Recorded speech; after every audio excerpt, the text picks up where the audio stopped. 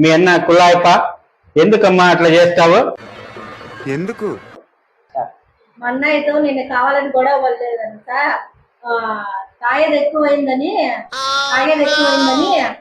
గొడవ పడినాను, అలిగినాను.